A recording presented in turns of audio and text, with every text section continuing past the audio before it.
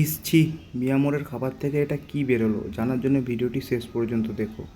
তো হ্যালো বন্ধুরা, কালকে আমি এই যে মিয়ামোড়ে, আমাদের এখানে যে মিয়ামোড়ে আছে, মিয়ামোড়ে থেকে একটা জিনিস কিনেছিলাম। ঠিক আছে, সেই জিনিস থেকে কি হয়েছে, একটা পালক বেরিয়েছে। ঠিক আছে, এবার পালকটা কোথাকার পালক, মুরগির গাড়ের পালক না কোথার পালক, সেটা জানার জন্যেই আমি আজকে আবার মিয়ামোড়েতে এসে উপস্থিত হয়েছি।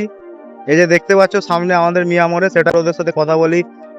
ওরা কি বলে যে ওটা মুরগির কোথার পালক, তারপর ওদের গাড় মারছি। ঠিক আছে,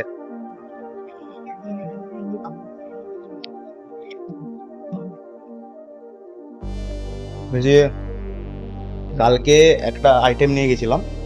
ঠিক আছে, ওই পালক বেরিয়েছে আইটেম থেকে।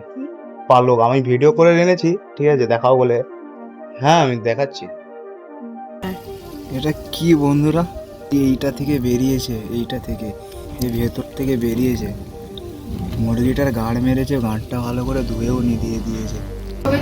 আর সেটা আপনারা জানেন, সেটা আমরা কি জানবো। এই যে এটা ছিল, এটা এটা আর ওটা তো পসিবল না, আমি প্যাক করে নিয়ে গেছি মানে বাইরে দিয়ে খাবো। ঠিক আছে, আর আমি সেটাকে আবার নিয়ে আসবো, এটা কি পসিবল?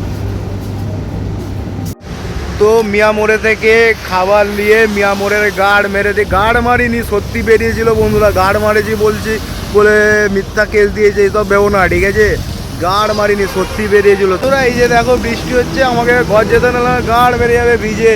ঠিক আছে, ফোন টোন গাড় মেরে যাবে। ঠিক আছে, আমি ঘর যাচ্ছি বন্ধুরা। বাই, দেখা হচ্ছে পরের ভিডিওতে। সাবস্ক্রাইব করো এরকমই গাঁড় ফাটা ব্লগ দেখার জন্যে।